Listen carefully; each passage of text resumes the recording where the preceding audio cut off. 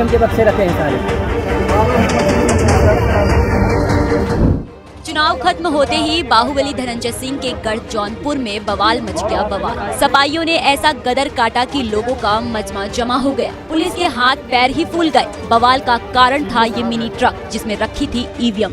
EVM को देखते ही सवाल उठने लगे और बवाल मचने लगा। दरअसल जौनपुर में वोटिंग खत्म होने के बाद वीर बहादुर सिंह पूर्वांचल विश्वविद्यालय में बने स्ट्रॉन्ग रूम में कड़ी सुरक्षा में सभी ईवीएम जमा कर दी गई थी। स्ट्रॉन्ग रूम के बाहर सुरक्षा कर्मी तैनात थे। सपा कार्यकर्ता भी ईवीएम की निगरानी कर रहे थे कि तभी रात 11 बजे के आसपास ईवीएम से भरा एक मिनी ट्रक पहुंचता है। ईवीएम को देखते ही सपा नेता और कार्यकर्ता भड़क उठे। उन्होंने गड़बड़ी की आशंका जताते हुए हंगामा शुरू कर दिया, जिसके बाद जौनपुर से इंडिया गठबंधन के उम्मीदवार बाबू सिंह कुशवाहा अपने समर्थकों के साथ मौके पर पहुंचे। उन्होंने ईवीएम मिलने पर संदेह जताया, लेकिन ये संदेह पैदा करता है कि मशीनों का आना, जहां इनको रखा नहीं जाना था आके यहां खड़ा हो जाना, और जो ड्राइवर आया वो गायब हो जाना, किसी कोई जवाब नहीं देना, तो थोड़ा संदेह पैदा करता है। बाबू सिंह कुशवाहा के अलावा सपा विधायक लकी यादव भी वहां पहुंचे। उन्होंने तो इसे बीजेपी की साजिश बता दी। क्या कहा आप खुद सुनिए।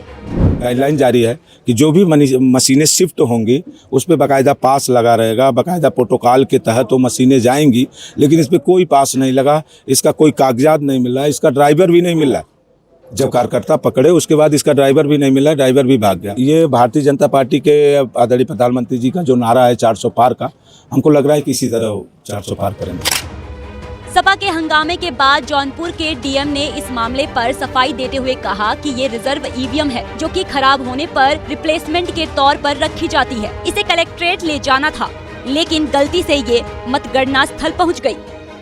मुंगरा बादशाहपुर है और जो हमने अपनी जो ईवीएम्स हैं वो हम जब कल वितरण में रवाना करते हैं तो उसमें जो रिजर्व ईवीएम्स होती है वो सेक्टर मजिस्ट्रेट्स को और दी जाती है यहाँ से डिस्पैच स्थल से। और इसके अतिरिक्त जो हमारा विधानसभा का हेडक्वार्टर होता है एआरओ हेडक्वार्टर, वहाँ पे भी हम रिजर्व ईवीएम रखते हैं कि इन केस कहीं पे किसी सेक्टर मजिस्ट्रेट के पास या जोनल के पास अगर मशीन कम पड़ जाती है, रिप्लेसमेंट जब मॉक पोल के दौरान या वार्षिक मतदान के दौरान होता है, तो हम लोग एआरओ हेडक्वार्टर से उसको मशीन देके रिप्लेस कर पाएँ।